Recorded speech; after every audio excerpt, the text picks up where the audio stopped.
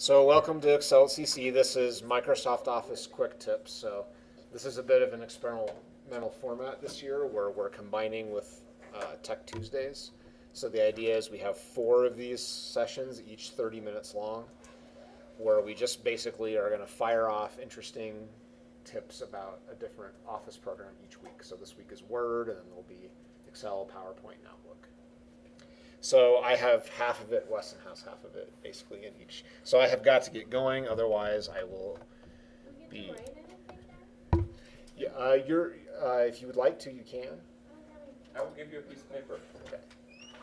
Sorry. No, Renee's need, So let me see. Okay, so 12 minutes for my quick word tips. So the first one I want to show you is that you can change where Word will save things or will go to open things by default. So let's say, for example, you use your iDrive all the time for stuff, and you're tired of having to go to Save As and change it to your iDrive 500 times a day, right? So you can go to the little Options menu in here in Word, and there's a Save section. And then it has, various different options, but one of them is the default file location. So then you can just browse to like your iDrive or wherever you want it to be by default, set it, and then click OK. So, maybe we'll just change it here to Weston's H drive. So now if I try to open a file, or if I try to save a file, it'll go there first. Anyway. So then, let's see. Tip number 2 is the format painter. I don't know if you all have ever done something like this where really cool title. And then this is kind of like macros in Excel. So then I want to make it like red and underlined and Montserrat, like that.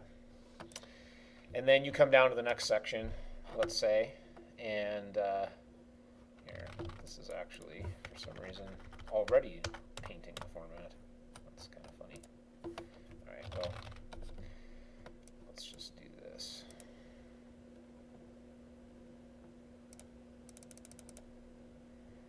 Normally, it will just reset to like regular text. I'm sure you're aware. So what you can do is highlight the section that has the format you want, and then click this little Format Painter paintbrush. And now the format painter is toggled on, so anything you select will then get all the same format. And then once you select it once, it's over at that point. But you can also, like here, let's say I want to do this one. If you double click it, it will stay on, and then you can kind of do little bits at a time until you click it off. So the format painter can be really pretty useful. Next thing I wanted to show real quick was, what was it? Oh, track changes. I don't know if you've ever had a document where, now it's going to do my crazy format. Let's see. Let me just do undo 50 million times. All right. I don't know if you've ever done that. Which, by the way, undo is Control Z. If you don't know that, in almost every program, it's Control Z. And Control Y is redo. So you can undo, redo, undo, redo.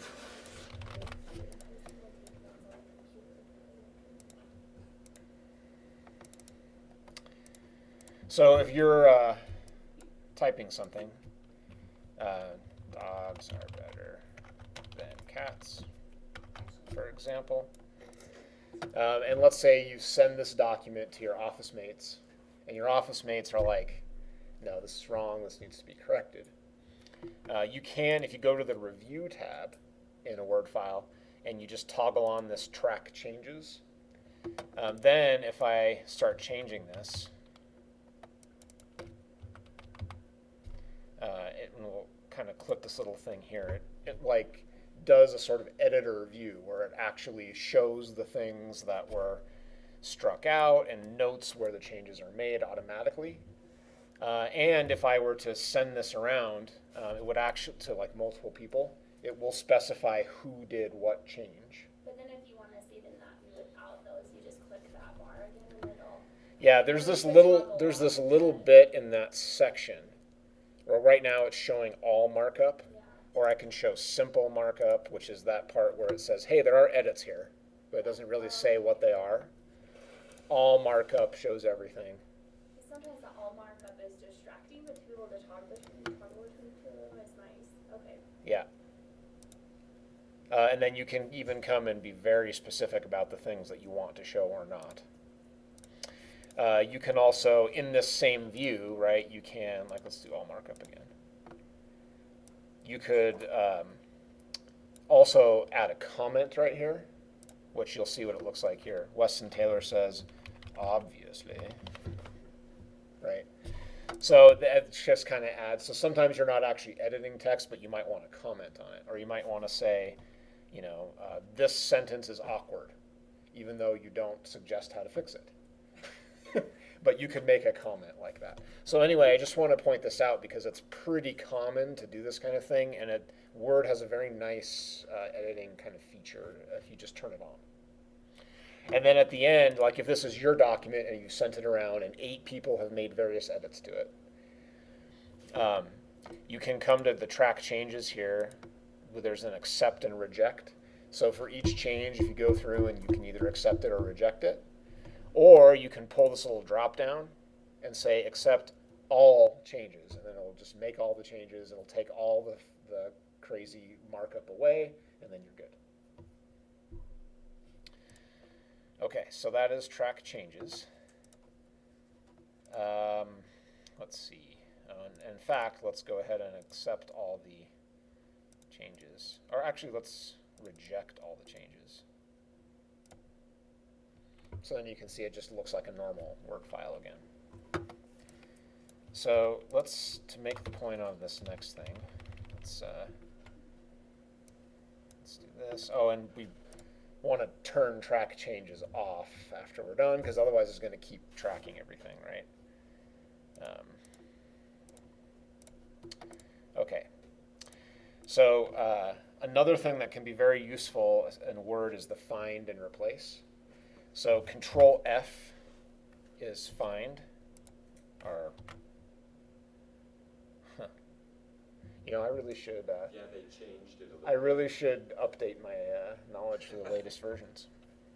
So let's see. There's got to be here. There's find up here, and replace. This isn't just in the home ribbon. So I'm not sure what the. Oh, I guess it is that. Yeah, they changed It just looks differently. Yeah. What's the quick key for replace? R, Control R. So you're probably familiar with Control F at least, which is where I can find. So if here I've searched for dogs and it kind of highlights and it shows me all the different instances. In this case, they all look the same because they all are the same. But and so find is also useful on websites and a lot of other things. But the thing that maybe not everyone knows about is if you do replace. Okay, then you get sort of the old find replace interface, right? So I could say, all right, find dogs and replace with cats. And then I'm going to end up with what? Cats are better than cats, which is true. So now I can, if I start clicking replace here, you'll see it starts to go through one by one. Or I can just say replace all. And it says all done, we made so many replacements. This can be helpful when, let's say, you have a 87-page manual for how to work with your department and somebody quits and a new person's hired. And that person's name comes up 47 times in that manual, for example.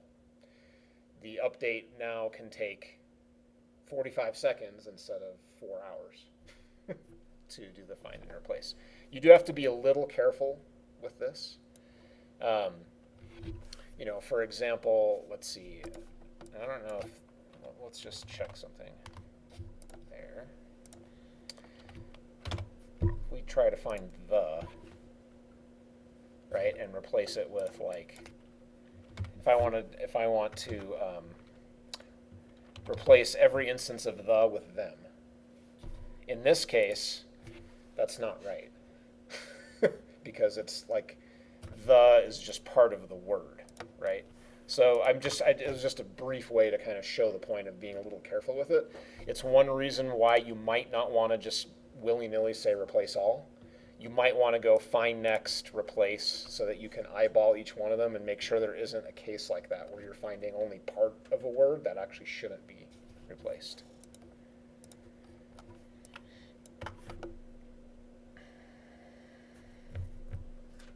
Okay. The only other thing I think I wanted to tell you was about keyboard shortcuts. Just are good to be familiar with. So Control Z we already went over is undo. Control Y is redo. Control S is save. Control N is new document. Control P is print. A lot of them, if you think about it, are fairly, they're almost like cognates in another language, like they make sense. Control C is copy. Control V is paste. The way they always explained it to me is it looks like the end of like an Elmer's glue thing. That's how you remember that it's paste. And then Control X is cut, like scissors. So C, X, and V are all useful. And those tend to work across multiple different programs, not just Word, not even just Office. Okay, Weston, you're up. That was some quick tips. And I learned something new today. So I learned the thing where you double click when you're in track changes, you double click the red line. That expands your changes, and I had no idea, and so I learned something new. Thank you, Chad. So for several years, I've worked with the Accessibility Resources Office, and so I have a couple things that I want to show you about that. One of the things is these bullets. Please, please, please, if you have a list of items, it makes it so much easier to read if you just use these bulleted things. Then it just automatically creates a new bulleted item. You just hit return and it creates another thing. Cats. What's a kind of a cat? Siamese, thank you. Another kind of a cat? Tuxedo. Tuxedo, okay. I've never heard of that kind of cat. So you can, when you're creating a list, if you've got sub-lists, you can hit enter and then tab, and that shoves you in.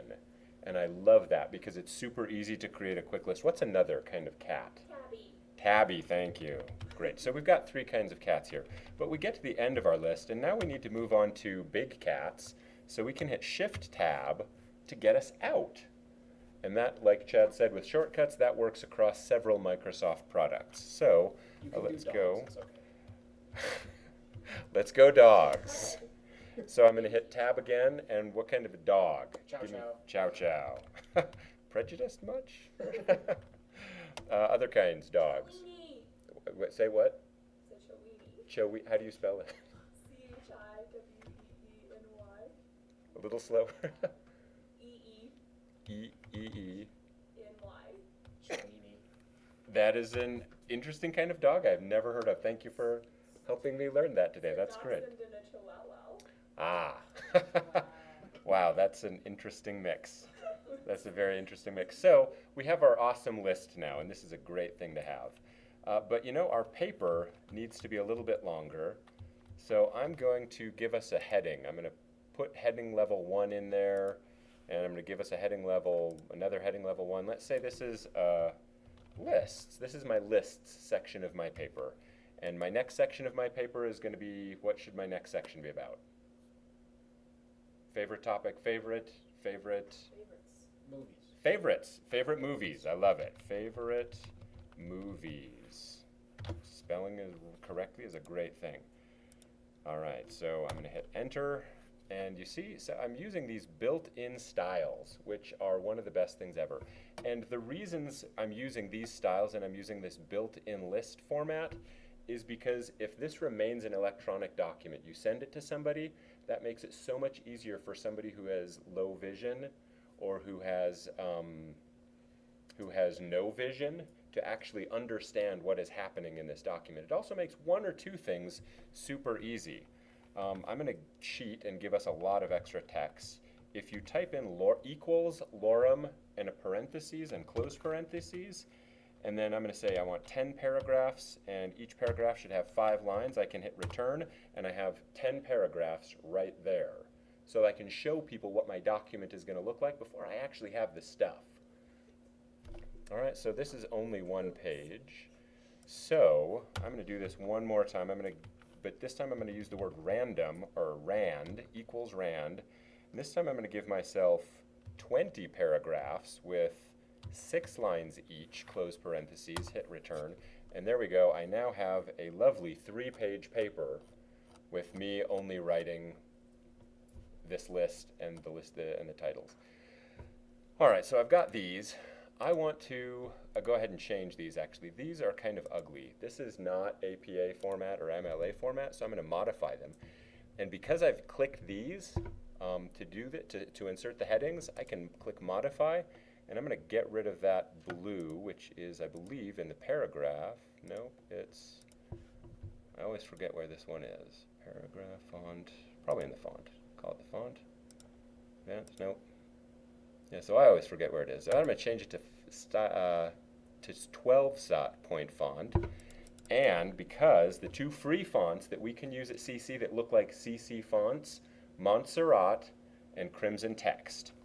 And you can download those for free on the Visual Identity Resources page on the communications website here on campus. Montserrat. I can just show it to you because, I'm making this a document, so it's spelled Montserrat. You're welcome. I'm making this an official CC document, so I should probably use the official thing. So Montserrat is actually used for headings, and Crimson Text is used for body text and things like that. So I'm going to make this 16-point font, and you know what? Maybe it's the frame. No. Yeah, all right. Well, let's look at text effects. Text fill. There we go. I don't want that fill anymore. I'm going to say OK, and now it's blank. So let's get that text fill again. Solid fill of white, and the text outline. All right. So I kind of like the blue anyway. So now both my headings are Montserrat, and I only had to change one. So if you have a full thesis paper or something, a document, you change them all at once by using these guys. And the great thing is there is a shortcut key for it as well, and that shortcut key is Control Alt 1, 2, or 3. So if I want a heading level 1, I'm going to say this is my favorite movie, Star Wars. So I'm going to say I just have to put my insertion point right in the middle there. I don't have to highlight it. I can hit Control Alt 1, and that is now a heading level 1. If I want to say, because Star Wars is a several movies, I'm going to say, I haven't seen Rogue One yet, but I'm going to put it in here. I'm going to say Control Alt 2, and that makes it a heading level 2. So you know how you have an outline, you have the biggest thing is heading level 1, the second biggest thing is heading level 2. So now I've got a couple different sections to my paper. And let's go for least favorites. And I'm going to make that a heading level 2 no, that's got to be a heading level 1. Control Alt 1. There we go. So that's there. And let's just put Jar Jar in there. Control Alt 2. Because Jar Jar is a subheading. He's not a movie. He's not a favorite thing. I can talk a lot about Jar Jar. So I've got 2 levels of headings here. And they're on different pages, which is great. So now that I've got that, I want to get rid of there and go there, hit return, and that's fine. Go there, perfect. Now I'm going to insert my table of contents. So in order to do that, I'm going to go insert, I'm going to do a page break on the insert ribbon. It's that tiny little page break thing, so I'm on a new page now. Now I can go into references, and I can insert a table of contents, and I don't have to keep track of my pages or anything. I'm going to insert that new page again. And there's all my page numbers. Absolutely correct. But I just remembered I have more least favorites than 1. So now I need to go into the bottom part of the document. What's another least favorite somebody has? Anybody?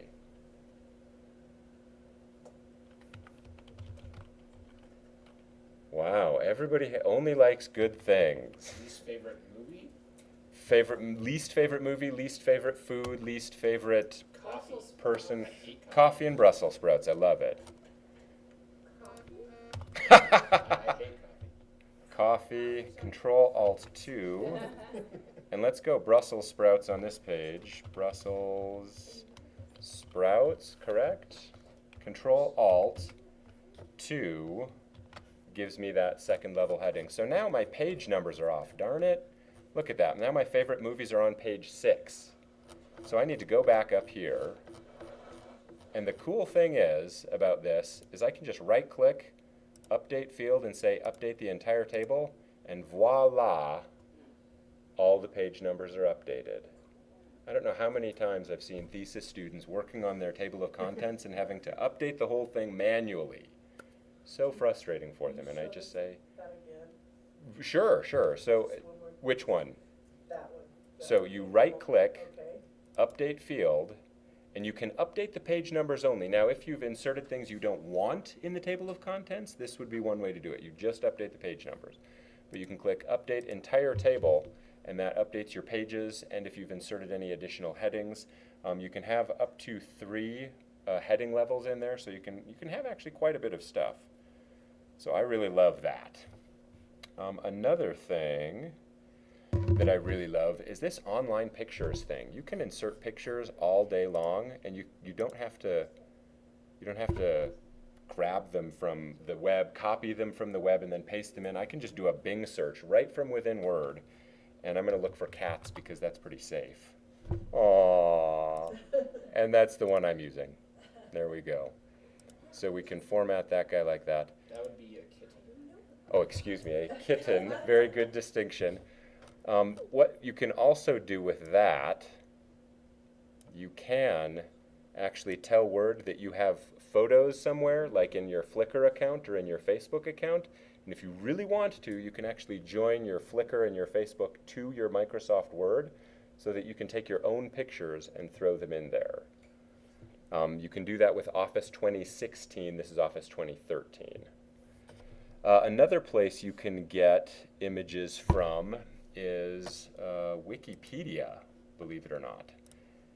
This is a special app that I've actually downloaded and installed. Please go ahead. So when you first inserted the kitty, not the cat, it went into the bottom of the text box there and it covered up those words video. Yeah. Until you went to the layout options and then Yep. you told it to be around the text. Yes. So the first thing it did automatically is it did it inline so that there's this big picture and then no text on either side of it. I hate that look. Right. I think that's a waste of paper or a waste of screen space. So I always change it to square, tight, or through, or even some of the behind text or in front of text, depending on what I'm doing.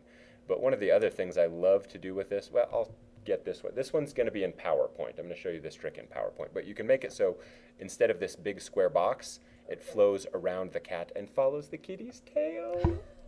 So anyway, I love that one. So, but you can go to Wikipedia, and the great thing about Wikipedia is all the images and all the text on Wikipedia is free to use. So I'm going to say cats on Wikipedia, which I've never done before. I should probably not live so dangerously as to look things up that I haven't looked up before. There we go. Yeah, good advice. Okay, no pictures here. No picture. Let's go to Do you have to click images or? Oh, that's a good point, yeah. Let's look up Colorado College. I've looked up Colorado College on Wikipedia before.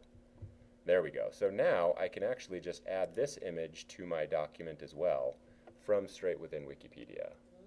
So you download that with Wikipedia. So yes, but you download it pretty easily. It's this little store icon, insert store. And there's this whole store, this whole infrastructure that Microsoft has set up and that third parties have said, hey, I want to give Office users a little love, a little sugar or something. And you can add these things into Microsoft Office. You can add them into PowerPoint, Word, Outlook, and so you've got all of this stuff. Communications, best apps of the year, editors, and tons of stuff.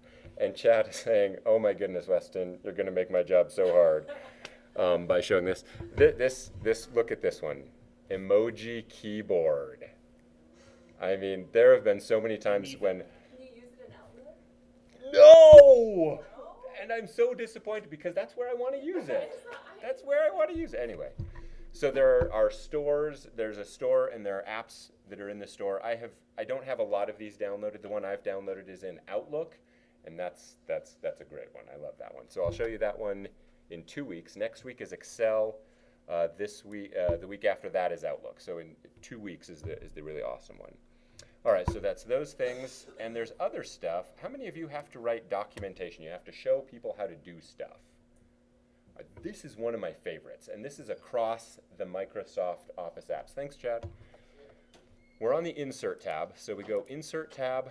We can go to Screenshot, and it's right there. All of my windows that are open right here are available for. So I'm gonna go to my 50 Shades of Office thing, and it's right there. I love it. Sorry, I get really excited about that. Screenshots available.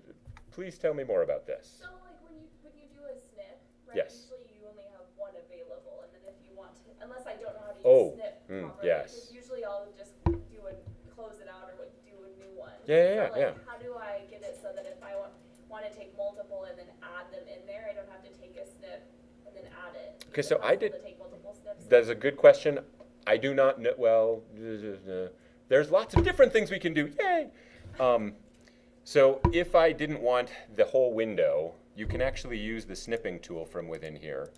And I would go Screenshot, Screen Clipping right there, and then that actually lets me use that lets me use the snipping tool. So I can just grab a little bit. And so I don't actually have to use the snipping tool. It's within. It's in Word, it's in Outlook, it's in PowerPoint. Yes, this is so awesome. Or when I saw this, I thought, oh my goodness, this is great. And last time Chad and I did this, he was like, because he does the same thing. He has to grab the screenshots and you do this. And there are tools you can download that will do this for you. But right now it's built into Microsoft Office. 2013, 2016, it's built, any Mac users, Mac? It's built into Office for Mac as well. So you can totally use that, and it's totally a thing. And it's on the Insert tab, and it's been there for a while for some reason, but you never know it's there until you look. So I've got a couple more tips, but I am out of time, so I'm just going to have to leave them for later. Well, altogether, you attend all 4 sessions, you get a lot of tips, but that's a long time, and I want to be respectful of your time. And I also want to show you, before you go, I want to show you... we do have a handout with these tips and links to the tutorials on these tips from Microsoft at this page. So this is actually a Word document that is in Office 365. So it's Word online and OneDrive online. So if you go to this, you can copy and paste it. You can download it if you want, and you can keep it forever and ever and always use it. And it's got a few extra tips on it that we didn't have time to get to today. So this has all the tips. But this has it has all of the tips that we've covered today, plus several bonus ones. At the bottom of it, it also lists 2 resources for you to learn more about Microsoft Office products. One is on Microsoft's website, and the other is lynda.com. There are tons of Microsoft Word tutorials on lynda.com. I'm one of the Lynda admins on campus, so you just email me, Weston Taylor, and I can check you out a license so that you can learn stuff from lynda.com online.